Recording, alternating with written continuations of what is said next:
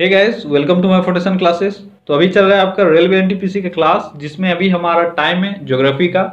और ज्योग्राफी में जो भी क्लासेस हो चुके हैं उसका लिंक मैंने डिस्क्रिप्शन में डाला हुआ है। सिर्फ ज्योग्राफी का ही नहीं, जो भी सब्जेक्ट के हो चुके हैं आप सारे सब्जेक्ट को अच्छे से शुरू से लेकर लास्ट तक देखो, ताकि आपका कोई भी क्वेश्चन छूटे ना। ठीक है। बहुत लोगों का ये प्रॉब्लम होता होगा कि वो एक दो क्वेश्चन देखते होंगे, उसके बाद वो स्किप कर देते हैं, अरे यार ये मुझे आ रहा है। अरे पूरा सेशन तो करके देखो, तभी तो आपको मजा आएगा। ठीक है। आप पूरा सेशन अच्छे से क्या करो, बहुत चीजों को मैंने रिवाइज किया करवाया है यहाँ पे, और बहुत सारे ऐसे न्यू न्यू चीजें हैं जो आप शायद थियरी में कभी पढ़ ही नहीं पाओगे। ठीक है। इसलिए आपको ये मस्ट हो जाता है कि आप पढ़ने के बाद क्वेश्चंस को लगाओ, और मेरा यहाँ मोटिव है कि मैं आपको अच्छे क्वेश्चंस का कलेक्शन प्रोवाइड करवाऊं। अगर आपको अच्छा लगता है तो आप चैनल को सब्सक्राइब जरूर कर लो, और वीडियो को लाइक क्या करो और कमेंट क्या करो, ताकि जो भी देखने आए उनको भी पता चले कि किस तरह का कंटेंट इस पर है। ठीक है। चलिए स्टार्ट करते हैं आज का सेशन। आज का हमारा पहला क्वेश्चन है कि इनमें कौन सा ज्वालामुखी अफ्रीकी महाद्वीप के पूर्वी भाग में स्थित है। अब देखो, ये एक अच्छा क्वेश्चन है और आप तभी इसको अटेम्प्ट ले पाओगे अगर आपको कुछ ज्वालामुखी के बारे में पता हो और उनका नाम पता हो कि वो कहाँ स्थित है, तभी आप इसको अटेम्प्ट ले पाओगे, नहीं तो फिर आपको आता ही नहीं है। ठीक है। तो मुझे आता है, मैं अभी आपको आंसर बता देता हूँ, और कुछ ऐसे ज्वालामुखी पर्वत का मैं नाम बता देता हूँ जो आपको याद रखना ही रखना है। ठीक है। उस लिस्ट को आपको खा जाना है, क्योंकि एग्जाम में उन्हीं में से कोई एक पूछा जाएगा आपको। तो अभी इसमें से कौन सा है, देखो, विसुवियस, एटना, पोपा और किलिमंजारो। तो पोपा का अगर बात करें तो ये है म्यांमार में, एटना है इटली में, और विसुवियस का है, ये भी है इटली में। तो अब ये सारा तो बाहर का हो गया। तो अफ्रीका का कौन सा है, ये है किलिमंजारो। किलिमंजारो अफ्रीका महाद्वीप के तंजानिया में स्थित है। ठीक है। ये भी आप याद रखना, कहाँ है ये तंजानिया में स्थित है, अफ्रीका। और अब मैं कुछ लिस्ट प्रोवाइड करवा दे रहा हूँ जिसको आपको हर हालत में याद रखना ही है।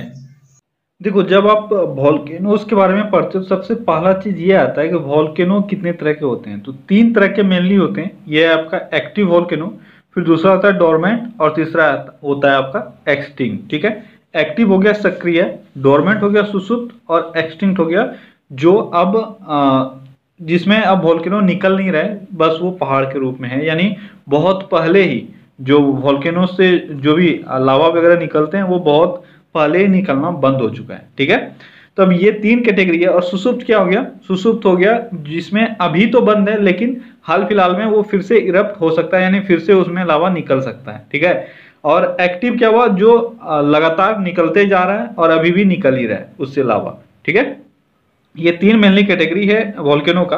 अब इस तीनों में से जो आपको एग्जाम्पल याद रखना है वो तीनों का अलग अलग रखना है, बहुत इंपॉर्टेंट है, आपको सबका नाम याद रखना पड़ेगा। तो सबसे पहले हम लोग देख रहे हैं एक्टिव वॉल्केनोज। तो एक्टिव वॉल्केनो कौन कौन है, Mount Etna, Stromboli, Colima, Mauna Loa, Cotopaxi और बैरन द्वीप। ये सब इतना इंपॉर्टेंट है कि आपको कभी भी एग्जाम में इनमें से किसी एक को भी पूछ लिया जाएगा। और भी हैं, मैं ये नहीं बोलता हूँ बस इतना ही है, बहुत सारे हैं, लेकिन आपके लिए जो एग्जाम पॉइंट ऑफ व्यू से बेहद इंपॉर्टेंट है, मैंने सिर्फ वही आपको प्रोवाइड करवाया। तो माउंट एटना, माउंट एटना कहाँ है, ये है इटली में। स्ट्रोम्बोली, स्ट्रोम्बोली कहाँ है, ये भी है इटली में। ठीक है। कोलिमा कहाँ है, ये है मैक्सिको में। कहाँ है कोलिमा, मैक्सिको में। मोनालोआ कहाँ है, ये है हवाई द्वीप पे। और कोटोपेक्सी कहाँ है, यह है इक्वाडोर। और बैरन द्वीप भारत में। भारत का अभी एकमात्र जो एक्टिव वोल्केनो है, ये पहले एक्सटिंक्ट घोषित कर दिया गया था, लेकिन हाल ही में अभी 2017 में ये फिर से इरप्शन इसमें चालू हो गया, जिसके कारण से इसको एक्टिव में रख दिया गया है। ठीक है। तो भारत का है बैरन द्वीप, आपको भारत से एक एग्जांपल याद रखना है, और रेस्ट आपको वर्ल्ड का और भी जो जो है वो याद रखना है। माउंट एटना, माउंट एटना कहाँ से हो गया, ये हो गया Italy. Mount Etna Italy, Stromboli Italy, Colima Mexico, Mauna Loa Hawaii द्वीप, कोटोपेक्सी इक्वेडोर। इसमें से स्ट्रोम्बोली जो है, यह भूमध्य सागर का प्रकाश स्तंभ भी कहा जाता है। भूमध्य सागर का प्रकाश स्तंभ किसको कहते हैं, ये कहते हैं स्ट्रोम्बोली को। ठीक है। आप इसका स्क्रीनशॉट ले लो और इसको बार बार देखो, आपको याद हो जाएगा, दूसरा कोई ऑप्शन आपके पास नहीं है। ये हुआ एक्टिव का। अब दूसरा मैंने बोला इसके बाद है डोरमेंट। ठीक है। डोरमेंट यानी सुसुप्त, ये कभी थोड़े दिन पहले कभी ये इरप्शन इसमें हुआ था, लेकिन अभी नहीं हो रहा है, आगे फिर हो सकता है, होने के चांसेस हैं। तो इसमें से आपको 4 नाम याद रखना है। विसुवियस भूमध्य सागर इटली में है। उसके बाद है क्राकाटोआ, क्राकाटोआ सुंडा जल डमरू मध्य पे है। फ्यूजियामा जापान में है। और माउंट मेयान ये फिलीपींस में है। ठीक है। ये 4 नाम आपको याद रखना है। विसुवियस, क्राकाटोआ, फ्यूजियामा और माउंट मेयान। विसुवियस कहाँ है? यह भूमध्य सागर इटली में। उसके बाद क्राकाटोआ कहाँ है? यह सुंडा जलडमरू मध्य में। क्राकाटोआ सुंडा जलडमरू मध्य। फ्यूजियामा कहाँ है? यह है जापान में। और माउंट मेयान कहाँ है? यह फिलीपींस में। ठीक है, तो ये आपका हो गया डोरमेंट। और इसके बाद आपका चौथा वो है तीसरा वो है एक्सटिंक्ट। तो एक्सटिंक्ट में कौन कौन सा एग्जाम्पल है? कोहे सुल्तान जो ईरान में है, देमवंत ये भी ईरान में है। ये दोनों बहुत बार एग्जाम में पूछा गया है। कोहे सुल्तान ईरान में और देमवंत भी ईरान में। इसके बाद है पोपा का है, यह है म्यांमार में। किलिमंजारो का है, यह है अफ्रीका में। Kilimanjaro Africa. और चिम्बराजो कहाँ है? यह है इक्वाडोर में। चिम्बराजो इक्वाडोर। और माउंट एकांकोगुआ यह अर्जेंटीना में। अब यहाँ चिम्बराजो देखो बहुत जगह आपको देखने को मिल जाएगा, ये सुसुप्त है। ठीक है, लेकिन अभी जो हाल ही में जो डाटा जो भी वगैरह आ रहे हैं उन सब में चिम्बराजो को एक्सटिंक्ट वोल्केनो में रखा गया है। तो आपको यहाँ से कंफ्यूजन अगर हो सकता है थोड़ा सा कि ये सुसुप्त है या एक्सटिंक्ट है, तो अभी इसको एक्सटिंक्ट माना गया है चिम्बराजो को। ठीक है, जो है इक्वाडोर में। तो एक बार फिर से आप देख लो, कोहे सुल्तान यह है ईरान में, देमवंत ये भी है ईरान में, पोपा म्यांमार में, किलिमंजारो अफ्रीका में। किलिमंजारो कहाँ? यह तंजानिया में। ठीक है, तंजानिया में। कौन है तंजानिया में? किलिमंजारो। ठीक है, इसके बाद चिम्बराजो इक्वाडोर में और माउंट एकांकोगुआ ये अर्जेंटीना में। अब तीनों का स्क्रीनशॉट लो और इसको बार बार रिपीट करो, आपको याद हो जाएगा। ठीक है, तो यहाँ पे आपसे अफ्रीका का पूछा जा रहा था और अफ्रीका में आपने अभी देखा क्या है? किलिमंजारो। ठीक है, अगला क्वेश्चन है हेली धूमकेतु पृथ्वी से हर डैश वर्षों के पश्चात दिखाई देता है। तो हेली धूमकेतु ये टोटल 76 वर्ष के बाद दिखाई देता है। कितने सालों के बाद? 76 वर्ष के बाद। और लास्ट बार इसको देखा गया था 1986 में। कब देखा गया था? 1986 में। तो ये फिर से अगले 76 वर्ष के बाद देखा जाएगा, यानी ये 2062 में देखा जाएगा। कब देखा जाएगा? 2062 में, क्योंकि हर 76 साल में इसको देखा जाता है और लास्ट बार देखा गया था 1986 में। अगला क्वेश्चन है पृथ्वी पर वायुमंडलीय दाब होने का कारण क्या है? पृथ्वी पर वायुमंडलीय दाब यानी एटमॉस्फेरिक प्रेशर। ठीक है, तो एटमॉस्फेरिक प्रेशर होने का कारण क्या है? यह है पृथ्वी का गुरुत्वाकर्षण, यानी पृथ्वी का गुरुत्वाकर्षण। ठीक है, अगला क्वेश्चन है उद्यान कृषि के लिए उपयुक्त जलवायु। ये इंपॉर्टेंट क्वेश्चन है। उद्यान कृषि के लिए उपयुक्त जलवायु कौन सा होता है? तो उद्यान कृषि के लिए जो उपयुक्त जलवायु है वह है भूमध्य सागरीय जलवायु, या इसको रूप सागरीय जलवायु भी बोलते हैं। ठीक है, आप एक टर्म और याद रखना, रूप सागरीय जलवायु। ठीक है, या भूमध्य सागरीय जलवायु, ये उद्यान कृषि के लिए सबसे बेस्ट है। आप इसको भूमध्य सागरीय को भूमध्य रेखीय मत पढ़ना। भूमध्य रेखीय आपका हो जाएगा इक्वेटोरियल यानी विषुवतीय। ठीक है, यह भूमध्य सागरीय जलवायु। अगला क्वेश्चन है कि किस प्रकार के सेल में कोयला तथा पेट्रोलियम पाया जाता है? तो कोयला और पेट्रोलियम किस तरह के सेल या चट्टानों में पाया जाता है? ये पाया जाता है अवसादी चट्टानों में, जिसको इंग्लिश में बोलते हैं सेडिमेंट्री रॉक्स। ठीक है, जिसको जीवाश्म रॉक भी बोलते हैं। और इसमें पाया जाता है आपका कोयला और पेट्रोलियम। अगला क्वेश्चन है कि धरातल पर सबसे बड़ा वृत्त किसका खींचा जा सकता है? तो मैंने ये बताया हुआ था आपको, सबसे बड़ा वृत्त इक्वेटर पे खींचा जा सकता है। तो कौन सा हो जाएगा आपका आंसर? विषुवत वृत्त। ठीक है, अगला क्वेश्चन है पृथ्वी 1 घंटा में डैश देशांतर घूमती है। तो 1 घंटा में एक देशांतर घूमने में कितना टाइम लगता है? 4 मिनट। तो 60 मिनट में कितना? ये हो जाएगा 15 डिग्री। ठीक है, 1 डिग्री घूमने में 4 मिनट, इसी कारण से 60 मिनट में 15 डिग्री। अगला क्वेश्चन है कि ऋतुएं निम्न के कारण होती है। ऋतुएं होती है यानी सीजन्स जो हमारे यहाँ पे पृथ्वी पर होता है, उसका कारण क्या होने का कारण क्या है? तो सीजन्स होने का कारण क्या है? यह है सूर्य के चारों ओर पृथ्वी का परिक्रमण। देखो, 2 चीज पूछा जाता है आपको, सीजन होने का कारण, दिन और रात होने का कारण। दिन और रात होने का कारण क्या है? यह है पृथ्वी का रोटेशन। लेकिन सीजन होने का कारण क्या है? यह है रिवॉल्यूशन। ठीक है, ये 2 चीज आप ध्यान से रखना है इसको। अगला क्वेश्चन है आपका पृथ्वी की सतह से सबसे दूर वायुमंडलीय परत किस नाम से विदित है, या किस नाम से आप जानते हो? तो सिंपल सा क्वेश्चन है, ये भी हम लोगों ने देख लिया है। किस नाम से जानते हैं? बहिर्मंडल से। बहिर्मंडल, जिसको एक्सोस्फेयर भी कहते हैं। ठीक है, अगला क्वेश्चन है कि 0 डिग्री देशांतर जो ग्रीनविच से होकर गुजरता है क्या कहलाता है? 0 डिग्री देशांतर। ठीक है, 0 डिग्री लॉन्गिट्यूड, इसको हम लोग क्या कहते हैं? इसको कहते हैं प्राइम मेरिडियन। क्या कहते हैं? प्रमुख यामोत्तर या प्राइम मेरिडियन। आप इसको अंतर्राष्ट्रीय दिनांक रेखा से कंफ्यूज मत करना, ये है 180 डिग्री लॉन्गिट्यूड। ठीक है, 180 डिग्री लॉन्गिट्यूड, और आपसे पूछा जा रहा था 0 डिग्री लॉन्गिट्यूड, तो ये प्राइम मेरिडियन है।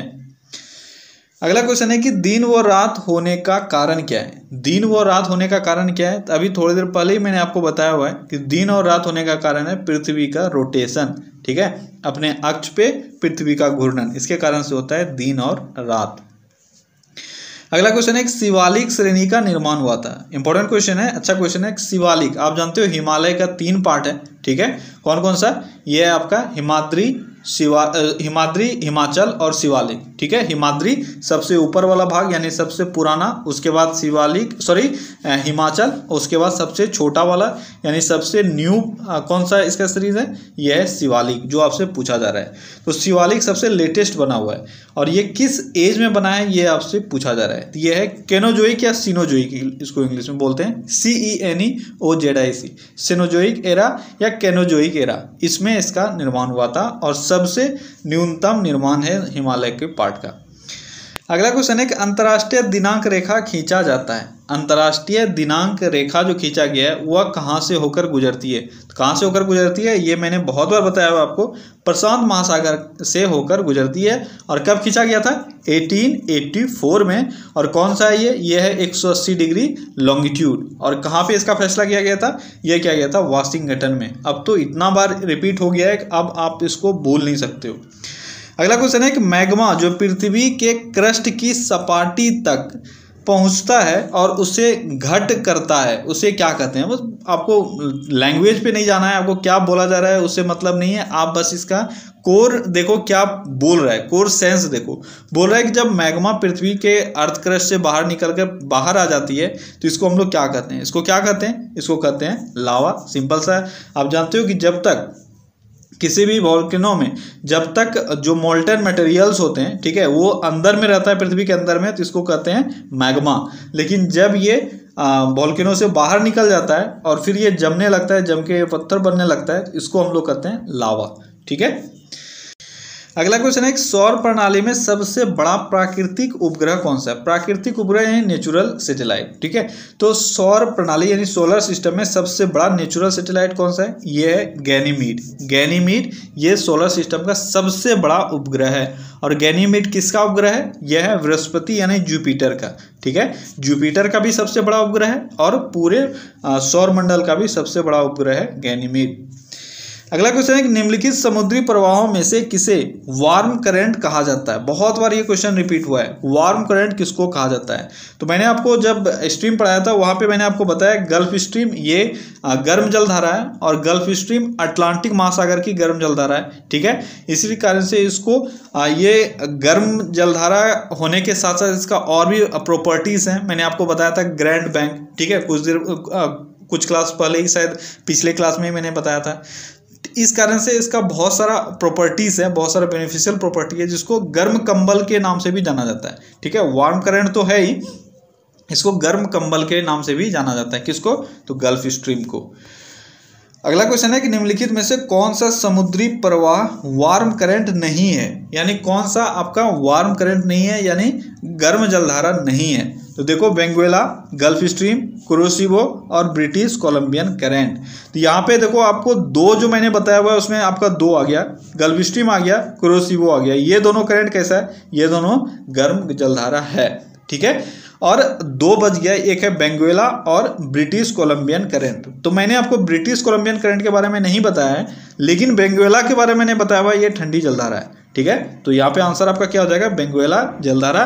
लेकिन आपको याद क्या रखना है, आपको याद रखना है ब्रिटिश कोलंबियन करंट। ये कैसी करंट है, ये भी गर्म जलधारा है, ठीक है। जो देखो इस तरह के क्वेश्चंस में जो न्यू चीजें आती हैं वो उसको आपको याद रखते जाना पड़ेगा, ठीक है। तो न्यू आप ऐड कर लेना उसमें, ब्रिटिश कोलंबियन करंट ये गर्म जलधारा है। अगला क्वेश्चन है कि ऊंचे वृक्ष वाले उष्णकटिबंधीय घास के मैदान मुख्यतः डैश में पाए जाते हैं। ऊंचे वृक्ष वाले उष्णकटिबंधीय घास के मैदान, ऊंचे वृक्ष वाले बोला जा रहा है, छोटा वृक्ष नहीं बोला जा रहा है, ऊंचा वृक्ष। तो ऊंचा वृक्ष वाला कहाँ पाया जाता है, ये पाया जाता है अफ्रीका में।